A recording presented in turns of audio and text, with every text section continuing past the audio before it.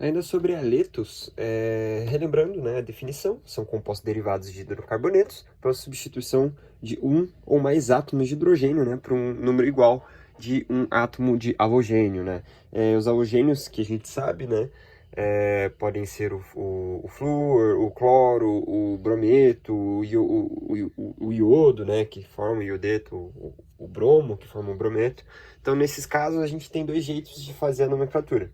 A primeira delas é seguindo as normas da IUPAC, e a segunda é a maneira usual. Na primeira maneira, né, na maneira da IUPAC, é um pouco mais regrada, né, a nomenclatura segue, no caso, a mesma nomenclatura de hidrocarbonetos, considerando o halogênio uma ramificação. Então a gente vai fazer como se fosse uma cadeia de hidrocarboneto comum e considera para fins de nomenclatura apenas o halogênio como uma ramificação. Então nesse caso, por exemplo, se a gente pega o metano, que é o MET de um carbono e AN de apenas ligações simples, se a gente coloca nesse metano um cloro, a gente chama ele de cloro-metano. No caso desse mesmo metano, se a gente adiciona dois cloros, a gente chama de dicloro-metano. E no caso do mesmo metano, se a gente adicionar, tirar todos os hidrogênios e colocar no lugar dois cloros e dois flúors, a gente chama de dicloro difluormetano. Lembre que o metano é simplesmente a classificação do carbono, não tem nada a ver com os hidrogênios. Então, por isso, se você substituir eles, não vai mudar o nome. Então, é que a gente atribui geralmente o metano como composto, né, como gás de efeito estufa e tudo mais. Mas, na verdade, a gente considera o carbono ali, sabe? Então, na segunda maneira, o segundo tópico seria o seguinte. Se necessário numerar a posição, a gente usa a regra do menor número.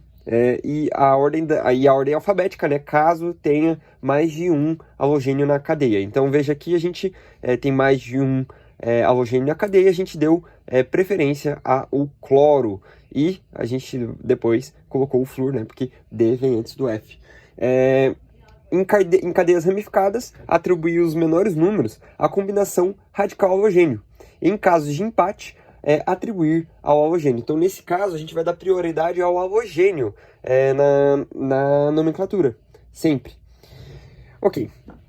Nesse caso, a gente tem um exemplo aqui. A gente tem um hexano, né, que seria 6 ligações de carbonos apenas com ligações saturadas, né, sem duplas ou triplas ligações.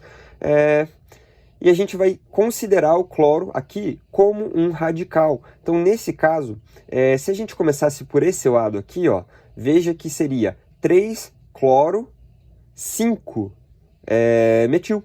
Então, nesse caso, ficaria com os maiores números. Então, a gente não pode fazer isso. A gente tem que começar pelo outro lado. Então, nesse caso aqui, veja que se a gente considera esse o primeiro, esse vai ser o 2 e esse vai ser o 4, os números abaixo.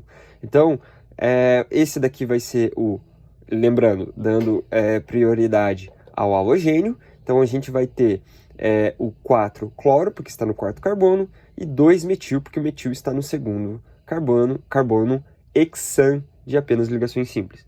Aqui a gente vai ter um ciclo, aqui a gente vai considerar sempre o cloro como o primeiro carbono, né? A gente considera o halogênio como o primeiro, nesses casos aqui. Então, assim, dessa maneira, o cloro vai ficar aqui no primeiro. Ó. Então, vai ser 1 cloro, 2 iodo, ciclo hexano. Caso fosse um radical alquila ou alcinil aqui, ela seria numerada da maneira seguinte, né? Primeiro a gente dá prioridade para o radical. A segunda maneira para a gente fazer a nomenclatura vai ser a maneira usual. A maneira usual, a gente utiliza os sufixos eto no final do halogênio. Então, a gente vai ter o cloreto, o fluoreto, o brometo, o iodeto. Em seguida, a gente dá o nome do radical ou grupo orgânico monovalente. Então, a gente chama de o aleto, D e o nome do radical. Veja nesse caso aqui, a gente tem o bromo, então a gente vai ter o brometo D, né, o brometo D e o nome do radical. Isso daqui é uma etila, né, no caso uma vinila. Então vai ser o brometo uma etnila, perdão. O brometo de vinila, né, a gente chama de vinil. Nesse caso aqui a gente vai ter o cloro, então a gente chama de cloreto D e o nome do radical. Isso daqui é uma isopropila. E a gente vai ter aqui um iodo, então vai ser iodeto, D. Isso daqui é um fenil, então a gente chama de fenila, iodeto de fenila.